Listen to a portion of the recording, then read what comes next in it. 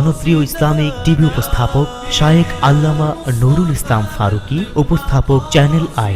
এই যে দেওবন্দি আহলে সুন্নতের আকীদা, এই নামে মুহান্নাদ আলাল মুফান্নাদ বইয়ের বাংলা করা হয়েছে। এখানে 26টা মতবাদের মধ্যে দেওবন্দের আকাবেরদের মতবাদ মিলাদ কিয়াম জায়েজ আছে, বরং মুস্তাহাব। তারা সেখানে লিখেছে, আজকে কারা এরা দেওবন্দের নাম দিয়ে আমাদেরকে ইহুদিদের দোসর বলে, যারা মিলাদ কিয়াম করে তাদেরকে আবু লাহাবি বলে, মিলাদ কিয়াম যারা করে তাদের পিছনে নামাজ হবে না। চিটাগঙ্গের রাস্তাঘাট দেখুন, আজকে ছাদে উঠে দেখুন, আজকে যেখানেই যাবেন, যেদিকে তাকাবেন, শুধু নবী প্রেমিকের আনন্দের সয়লাভ, আনন্দের সয়লাভ।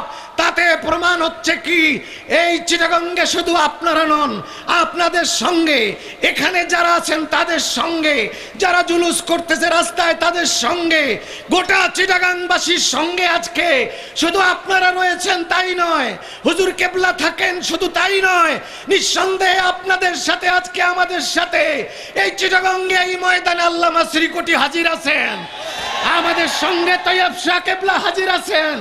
সেখানেই শেষ নয়, আমাদের সাথে এই চিটাগঙ্গে দয়াল নবী সশরীরে উপস্থিত আছেন বলে এই লক্ষ কোটি জনতার মনের জোয়ার কেউ দাবায় রাখতে পারবে না। নবী পাক সাল্লাল্লাহু আলাইহি ওয়াসাল্লাম বলেছেন, আমি ভয় পাই না আমার উম্মত শিরক করবে, কিন্তু আমি ভয় পাই আমার উম্মত আমাকে বাজে কথা বলবে, কষ্টদায়ক কথা বলবে। সেটা প্রতীয়মান হলো সেই দিন আব্দুল্লাহ ইবনে উবাই ইবনে সালুলের নায়েবে আমির আব্দুল্লাহ ইবনে যুলখুয়াইসারা হুনাইনের যুদ্ধের সময় রাসূলুল্লাহকে লক্ষ্য করে বলেছিলেন, এতগুলো স্বর্ণ আপনার আত্মীয়কে দিয়ে দিলেন, আমরা কেউ পেলাম না, ইত্তাকিল্লাহ ইয়া রাসূলুল্লাহ মা আনসাফতা, আপনি আল্লাহকে ভয় করেন ইয়া রাসূল, আপনি ইনসাফ করেন নাই। হযরতে ওমর বললেন, এযাল্লি ইয়া রাসূলুল্লাহ আন উকতালা উনুকাহু, আমাকে হুকুম দেন আমি মালাউনের গর্দান ফেলে দেব।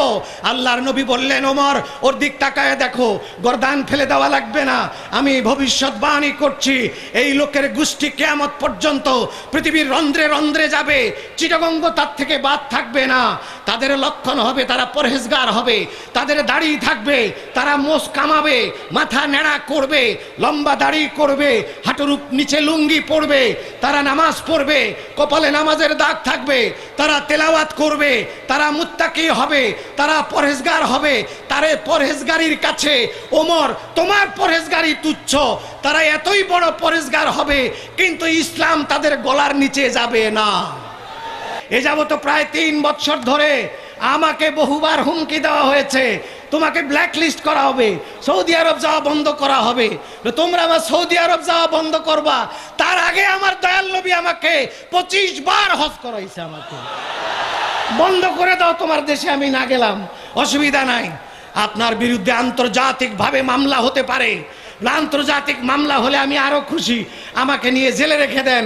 আমি আন্তর্জাতিক মামলা কেন, আমি গোটা দুনিয়া ছাড়তে পারি, চাকরি ছাড়তে পারি, মান সম্মান ছাড়তে পারি, যদি আমাকে জঙ্গলের কোনো গর্তে বসবাস করতে হয় সেটা আমি রাজি আছি, কিন্তু আমার রাসূলকে আমি বুক থেকে সরাতে পারবো না, আমার রাসূলকে আমি বলতে পারবো না। তোমরা যতই যা করো আমি রাসূলকে বলতে পারবো না।